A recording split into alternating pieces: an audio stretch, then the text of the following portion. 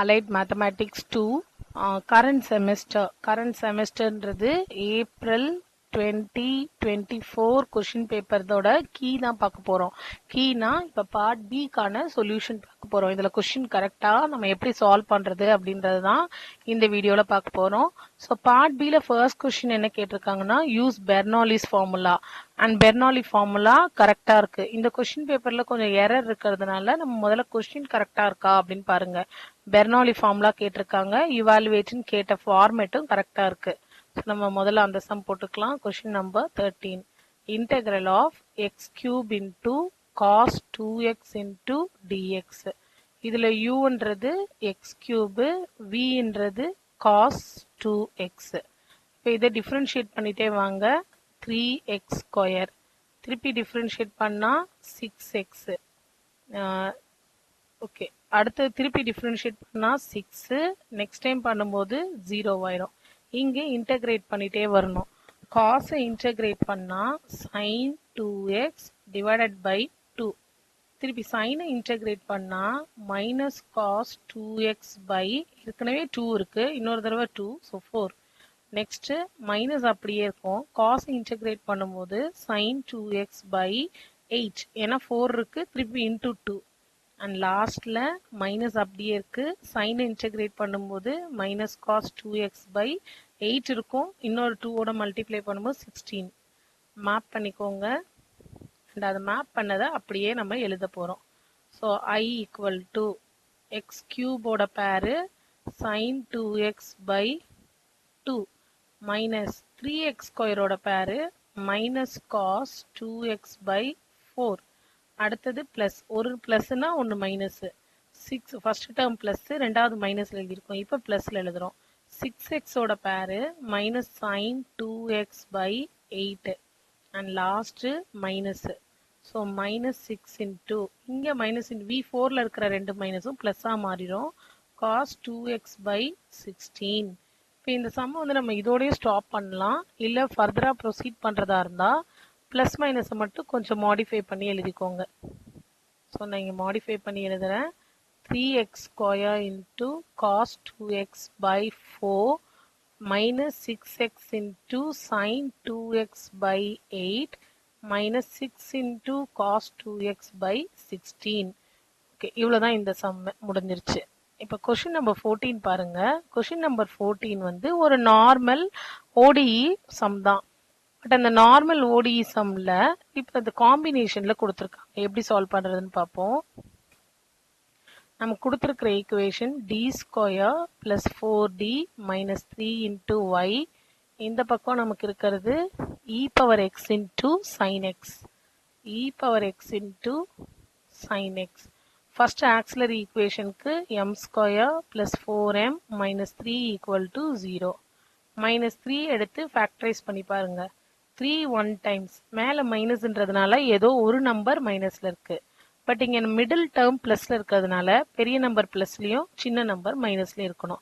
இப்போ இதை நான் ஆட் பண்ணா எனக்கு 2 தான் வரும், பட் எனக்கு 4 வரணும். ஸோ ஃபேக்டரைசேஷன் கரெக்டா இல்லை. ரெண்டு நம்பரையும் நான் ஆட் பண்ணும்போது எனக்கு என்ன கிடைக்கும்? 2 பிளஸ் 3 மைனஸ் 1ன்றது 2 தான் கிடைக்கும். ஸோ இது கரெக்டா இல்லைன்றதுனால ஃபார்முலா மெத்தட்க்கு நம்ம போறோம். ஸோ ஃபார்முலா மெத்தட்னா என்ன? Minus b plus or minus root of b square minus 4ac by 2a. So coefficient of எம்ன்றது a, இங்க எழுதுறேன். a equal to m square value, b வந்து எம்மோட வேல்யூ, c வந்து கான்ஸ்டன்டோட வேல்யூ. இதை இப்படியே நம்ம சப்ஸ்டியூட் பண்ணிக்கலாம் ஃபார்முலால. ஃபார்முலால சப்ஸ்டியூட் பண்ண என்ன கிடைக்கும்? minus 4 plus or minus root of b square, that is 16 minus 4 into a ஓட value, c ஓட value, c வந்து minus 3, 2 into a. okay, இப்போ minus 4 plus or minus root of 16 plus 12, 4 into 3 12 divided by 2. 16 12 add பண்ணா 28. So minus 4 plus or minus 28, root குள்ள 28. இப்படி பார்த்தாலே நம்ம இமேஜினரின்னு சொல்லிடுவோம், பட் இது இமேஜினரி கிடையாது. ரூட்டுக்குள்ள மைனஸ் இருந்தாதான் இமேஜினரி. 28 நான் எப்படி எழுதலாம்? 4 into 7 எழுதலாமா? அப்ப root of 4 into 7, root of 4 வந்து நம்ம 2ன்னு பிரிக்கலாம்ல. ஸோ அப்போ நான் இதை எப்படி பிரிச்சுக்கிறேன், -4 plus or minus root of 28ன்றது இப்போ ரூட் ஆஃப் 4 × 7. அந்த 4 × 7ல் 4க்கு ரூட் எடுத்தால் 2. ஸோ 2√7/2. -2 ப்ளஸ் 2 காமனாக எடுக்கிறேன். ஸோ -2 ப்ளஸ் ஆர் மைனஸ் 2 போயிடும். ஸோ √7/2. இது ரெண்டும் கேன்சல் ஆகி இப்போ -2 ப்ளஸ் ஆர் மைனஸ் √7. இது இமேஜினரி ரூட் கிடையாது, இங்க I கிடையாது. ஸோ இங்க roots are real and different. So 2 root இருக்கு. ஒன்று -2 ப்ளஸ் √7, இன்னொன்று -2 மைனஸ் √7. இப்போ நான் ஃபார்முலா எப்படி எழுதுவேன், CF equal to AE power -2 plus √7 into X plus BE power -2 minus √7 into X. இது CF. இப்போ PIக்கு போகிறோம். PI வந்து 1/d square plus 4d minus 3 e power x into sin x. e power x shift பண்ணுறோம். Shift பண்ணும்போதே நான் என்ன பண்ணுவேன், d இருக்கிற இடத்துலலாம் d plus a. aன்றது இந்த coefficient of x term. Coefficient of எக்ஸ்ன்றது 1 இங்க. ஸோ டி இருக்கிற இடத்துல D plus 1. E power x முன்னாடி போயிடுச்சு. 1/d plus 1 whole square plus 4 into d plus 1 minus 3 into sin x. Expand பண்ணிக்கலாம். So e power x 1/d square plus 1 plus 2d plus 4d plus 4 minus 3 into sin x. Okay, இங்க e power x 1/d square, 2 d add பண்ணா 6d, 1 and 4 add பண்ணா 5, 5 minus 3ன்றது 2 plus 2, 5 minus 3, அதனால plus 2 into sin x. இப்போ இங்க வந்து நான் என்ன பண்ணணும், d ஸ்கொயர் இருக்கிற இடத்துல மைனஸ் a ஸ்கொயர்னு எழுதணும். sin x, எக்ஸோட கோஎஃபிஷியன்ட் 1, அப்போ -1. d ஸ்கொயரை மட்டும்தான் ரீப்ளேஸ் பண்ணணும், வேற எந்த டேர்மையும் ரீப்ளேஸ் பண்ணக்கூடாது. So e power X 1/-1 plus 6d plus 2 into sin x. இப்போ 6d அப்படியே இருக்கும், 2 minus 1ன்றது 1. So e power X 1/6d plus 2 minus 1 plus 1 correct. இதுக்கு கான்ஜுகேட் எடுக்க போறோம். கான்ஜுகேட்னா கீழே இருக்கிறதுக்கு அப்படியே உல்டாவா ஒரு டேர்மை மேலையும் கீழே மல்டிப்ளை பண்ண போறோம். ஸோ 6d minus 1 மேலையும் கீழேயும் 6d plus 1 ஏற்கனவே இருக்கு, பக்கத்துக்கு ஒரு 6d minus 1 into sin x. இப்போ மேலே டிஃப்ரென்ஷியேட் பண்ணணும். e power x 6 into differentiation of sin x அப்படின்னு அர்த்தம். மைனஸ் இதோட மல்டிப்ளை பண்ணும்போது தான் இப்படி எழுதிட்டோம். அடுத்து 1ஓட மல்டிப்ளை பண்ணும்போது வெறும் sin x. கீழே a square minus b square, ஏன்றது 6d. அண்ட் தென் இப்போ differentiation of sin x. Differentiation of sin xன்றது cos x. So e power x 6 cos x minus sin x by 36 into d square நம்ம இப்போ மேலே எழுதணும்ல, ஓரத்தில் எழுதியிருக்கோம் பாருங்க -1. அந்த -1 இங்கே சப்ஸ்டியூட் பண்ணுறோம். இது ஒரு -1, அப்போ -37 கீழே. ஸோ e பவர் எக்ஸ் கீழே -37, உள்ள 6 cos x minus sin x. இதுதான் PI வேல்யூ. இப்போ y equal to CF plus PI. So இந்த CF plus PIன்றது ரெண்டையும் சேர்த்து எழுதணும். சேர்த்து எழுதும்போது என்ன வரும், AE -2 plus √7 x, BE -2 minus √7 x plus e power x by -37. அந்த மைனஸ் எல்லாம் மேலே கொண்டு வர வேண்டாம், இப்படி எழுதினாலே போதும். ஸோ இதுதான் இதுக்கான ஆன்சர். நெக்ஸ்ட் கொஸ்டின் என்ன இருக்கு பாருங்க. இது ஒரு ஷிஃப்டிங். இது ஒரு சிம்பிளான கொஸ்டின். இந்த ஃபர்ஸ்ட் 3 கொஸ்டின் தான் நமக்கு கரெக்டா இருக்கு கொஸ்டின் பேப்பர்ல. அதுக்கப்புறம் இருக்கிற கொஸ்டின்ஸ்ல எரர் இருக்கு. 5 மார்க் கொஸ்டின்ல எரர் இருக்கு. ஸோ 15th கொஸ்டின் எப்படி பண்ணணும்னு பார்க்கலாம். Shifting. So L of e power minus 2t sin 3t.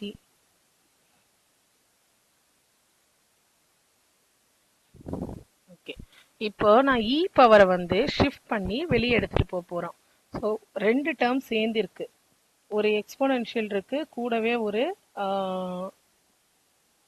ஒரு ட்ரிக்னாமெட்ரி டேர்ம் இருக்கு. ஸோ எப்பெல்லாம் எனக்கு எக்ஸ்போனென்ஷியல் ட்ரிக்னாமெட்ரிக் சேர்ந்து இருக்கோ அப்போ நம்மளால வந்து சம்மை டைரக்டாக ப்ரொசீட் பண்ண முடியாது. அப்போ நம்ம என்ன பண்ணுவோம்னா ஷிஃப்டிங் அப்ளை பண்ணுவோம். இப்போ நம்ம அதே மாதிரி தான் ஷிஃப்டிங் அப்ளை பண்ண போகிறோம். ஷிஃப்ட் அப்ளை பண்ணால் உள்ளே இருக்கிற இ பவர் வந்து வெளியில் போயிடும். ஸோ வெளியில் போனால் எப்படி எழுதுறதுன்னு பாருங்க. எல் ஆஃப் சைன் 3t மட்டும் உள்ள இருக்கும். இ பவர் தான் என்னன்னு எழுதலாம், எஸ்ஸை வந்து எஸ் பிளஸ் 2, இங்க இருக்குல்ல இந்த -2 தான் நம்ம இந்த +2 அப்படின்னு மாத்த போறோம். எங்கெல்லாம் எஸ் வருமோ அங்க s + 2ன்னு மாத்த போறோம். இதுதான் சிம்பிள் மெத்தட். இது ஒரு ஈஸியான சம் தான். sin 3tயோட ஃபார்முலா நான் சோரத்தில் எழுதுறேன். L of sin 80யோட ஃபார்முலா a/s² + a². இங்க a இருக்கிற இடத்துல 3 இருக்கு. அப்ப ஆன்சர் 3/s² + 3². என்ன பண்ணும், s இருக்கிற இடத்துல s + 2ன்னு ரீப்ளேஸ் பண்ணுங்க அப்படின்னு சொல்லியிருக்காங்க. அதான் ஷிஃப்டிங். ஸோ ஆன்சர் 3/s + 2² அங்கே தான் s இருக்கு, பிளஸ் இது 3² அப்படியே இருக்கும். இதுதான் இதோட ஆன்சர். இது ஒரு சிம்பிளான சம். இப்போ நெக்ஸ்ட் கொஸ்டின் பாருங்க. நெக்ஸ்ட் கொஸ்டின் வந்து it is a kind of error. என்னன்னா இந்த ப்ரூவ் தட்னு கொடுத்துருக்காங்கல்ல, இதை வந்து என்ன பண்ண சொல்லியிருக்காங்க, ஆர்ன்றது எனக்கு என்னன்னு தெரியும். ஸோ கொஷின்ல வந்து ஆர்ன்றது xi + yj + zkன்னு இருக்கும். பட் இந்த இடத்துல இந்த பார்ட்ல இது வந்து தப்பா இருக்கு. ஏன்னா இந்த இடத்துல டெல் டாட் டைவர்ஜென்ஸோட வேல்யூ தான் n + 3 r⁴n, கேர்ளோட வேல்யூ 0. அதான் வந்து கொஸ்டின். ஸோ நான் இங்க தனியா தெளிவா எழுதுறேன்.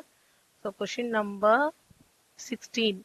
கொஸ்டின் நம்பர் 16 வந்து எப்படி இருந்திருக்கணும் அப்படின்னா, divergence del dot r⁴n into r ஓட வேல்யூ தான் n + 3 into r⁴n. இதுதான் ப்ரூவ் தட். அதே மாதிரி கேர்ள்ன்றது del cross அப்படின்னு எழுதிக்கலாம். r⁴n r equal to 0.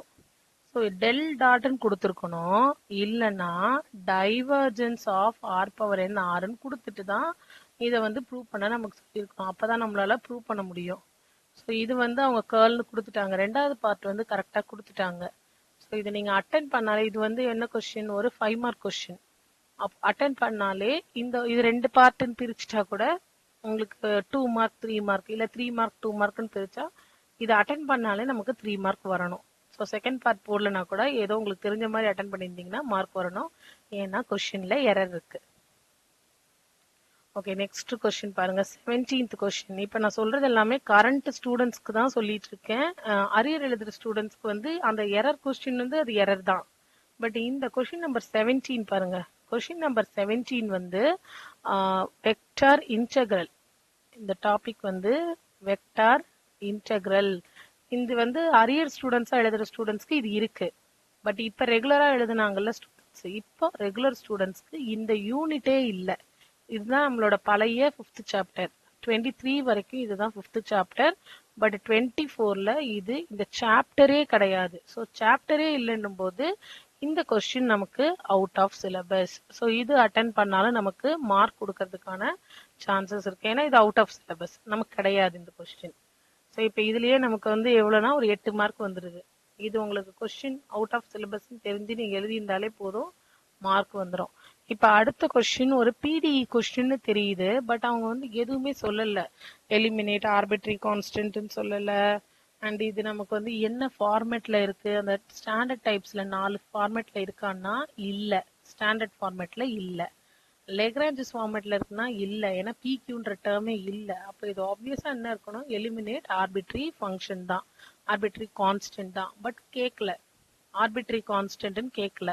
So இதை நம்ம சால்வ் பண்ணி ஆர்பிட்ரரி கான்ஸ்டன்ட் எலிமினேட் பண்ணணுமா, இல்லை சும்மா சால்வ் அப்படின்னு இது வரைக்கும் இப்படி கேட்டதில்லை, இப்படி கேட்டிருக்காங்க. நான் இது எப்படி சால்வ் பண்ணுறதுன்னு உங்களுக்கு போட்டு காட்டுறேன்.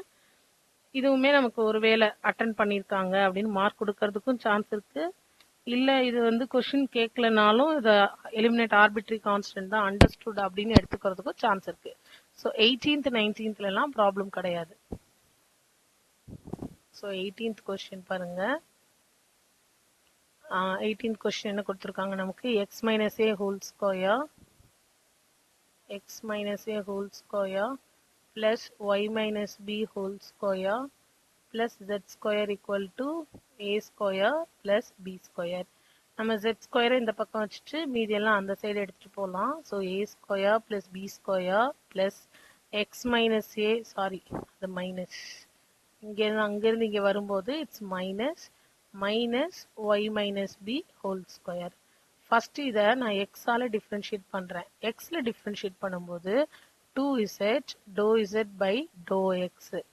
a ஸ்கொயர்ன்றது 0 ஆயிடும், b ஸ்கொயரும் 0 ஆயிடும். இங்க 2 into x minus a அடுத்ததும் 0 ஆயிடும். So 2z dou z by dou x எப்படி எழுதலாம், p equal to minus 2 into x minus a. So இது ரெண்டும் கேன்சல் ஆயிடுச்சுன்னா x minus ஏன்னு இருக்கிற இடத்த மைனஸ் அந்த பக்கம் கொண்டு போயிட்டா மைனஸ் zp. இது ஒரு டேர்மா வச்சுக்கோங்க. அடுத்தது இதே இதை y ஆல டிஃபரன்ஷியேட் பண்ணா 2z dou z by dou q equal to, sorry dou y equal to a square 0 b square 0 அடுத்த டேர்மும் 0 last டேர்ம்ல 2 into y minus b. இப்போ இங்க 2z q equal to minus 2 into y minus b. 2 cancel. எனக்கு என்ன கிடைக்கும், y minus bன்றத minus அங்க கொண்டு போனா minus zq. இப்போ இதெல்லாம் கொண்டு போய் நம்ம கிவன்ல வந்து நம்ம சப்ஸ்டியூட் பண்ணலாம். கிவன் எப்படி இருக்கு, x minus a whole squareல x minus a என்ன, minus zp. Minus zp whole square plus minus zq whole square plus z square equal to, இந்த பக்கம் எனக்கு என்ன இருக்கு, a square plus b square. So இந்த ரெண்டு டேர்ம்ல இருந்தும் ஏன்னு என்ன எழுதலாம், நான் ஏ வெளியே கொண்டு வரேன், இதை உள்ள கொண்டு போறேன், இந்த ஏவை வெளியே கொண்டு வரேன். அப்ப நான் இந்த இடத்துல ஏன்னு நான் என்ன எழுதுறேன், வேற கலர்ல எழுதுறேன் உங்களுக்கு தெரியறதுக்காக. ஸோ ஏ வெளியே கொண்டு போனா பிளஸ் ஆயிடும், இசட்பியை உள்ள கொண்டு வரேன். அப்ப எக்ஸ் பிளஸ் இசட்பி ஈக்குவல் டு ஏ அப்படின்னு எழுதலாம். அதே மாதிரி இங்க y plus zq equal to b. இப்ப a ஸ்கொயர்னா நம்ம என்ன எழுதணும், x plus zp. இது வரைக்கும் நமக்கு இப்படி ஒரு சம் இருந்திருக்காது, பட் இந்த தடவை கேட்டிருக்காங்க. y plus zq whole square. Okay, இதை எக்ஸ்பேண்ட் பண்ணா z square p square plus z square q square plus z square. இந்த பக்கம் a plus b whole square. So a square plus b square plus 2ab. அதே மாதிரி அடுத்ததும் a square b square plus 2ab. இதுவும் இதுவும் இந்த பக்கம் இருக்கிற ரெண்டு டேர்மோட கேன்சல் ஆயிடும். அப்புறம் நமக்கு என்ன கிடைக்குது, z square equal to x square plus y square. இது ரெண்டுத்துலையும் காமனா 2z எடுத்துடலாம். இப்போ xp plus yq. ஸோ இதுதான் நமக்கு இதை சால்வ் பண்ணா கிடைக்கிற ஈக்குவேஷன். இவங்க சால்வ்னு சொல்லியிருக்காங்க, நம்ம சால்வ் பண்ணா இப்படி ஒரு ஈக்குவேஷன் கிடைக்குது. அண்ட் அடுத்த கொஸ்டின் பாருங்க. Okay, 19th question. இந்த 19th கொஸ்டின் நம்ம ஏற்கனவே எப்பயுமே போடுற மாதிரி ஒரு சம்ஸ் தான். ஸோ டெல் பை கொடுத்துருக்காங்க, டெல் பை எடுத்து எழுதிக்கலாம். 19th கொஸ்டின் டெல் பைன்றது என்ன கொடுத்துருக்காங்க, y plus y square plus z square into i plus x plus z plus 2xy into j plus y plus 2zx into k. இது வந்து del phi. Del பைனா என்ன அர்த்தம், dou by by to x into i plus dou by by to y into j plus dou pi by dou z into k. இதுதான் del pi ஓட எக்ஸ்பென்ஷன், which is equal to இந்த பக்கம் கொடுத்திருக்கிற கொஸ்டின்ல கொடுத்திருக்கிறத அப்படியே எழுதிக்கோங்க. இப்ப நம்ம i j j k k வந்து ஈக்குவேட் பண்ண போறோம். ஓகே, எழுதியாச்சு. எழுதிட்டு ஈக்குவேட் பண்ணிக்கலாம். ஈக்குவேட் பண்ணா நமக்கு என்ன வரும்னு பாருங்க. ஃபர்ஸ்ட் ஒன்று டோ பை பை டோ எக்ஸ். அதுக்கு என்ன வருது? இந்த பக்கம் ஐயில் என்ன இருக்கு? Y plus y square plus z square. இப்போ இதை எக்ஸால டிஃபரன்ஷியேட் பண்ணணும். ரெண்டு பக்கமும் இன்டகிரேட் சிம்பிள் யூஸ் பண்ணுங்க. டி பை ஈக்குவல் டு இங்கே integral of y plus y square plus z square with respect to x. உள்ள இருக்கிறதுல எதுலையுமே எக்ஸ் இல்லை. அப்போ என்ன ஆகும்னா எதுவுமே எனக்கு இன்டகிரேட் ஆகாம இப்படி இருக்கும். Y d x plus y square d x பிரிச்சு எழுதுறேன். அப்ப நான் இதை எழுதும்போது ஒய்எக்ஸ் இது ரெண்டும் கேன்சல் ஆகி ஒய்எக்ஸ் இது ரெண்டும் கேன்சல் ஆகி, ஏன்னா உள்ள இருக்கிறது வேரியபிள் கிடையாதுல்ல, அதனால வெறும் அந்த டேர்ம் மட்டும் பக்கத்துல வந்துடும். பிளஸ் C1 இது π1. அதே மாதிரி இப்ப நெக்ஸ்ட் டேர்ம் எடுக்கணும். நெக்ஸ்ட் டேர்ம் வந்து ஜே அண்ட் ஜே எடுத்துக்கோங்க. ஜே அண்ட் ஜே எடுக்கும்போது எனக்கு என்ன வருது?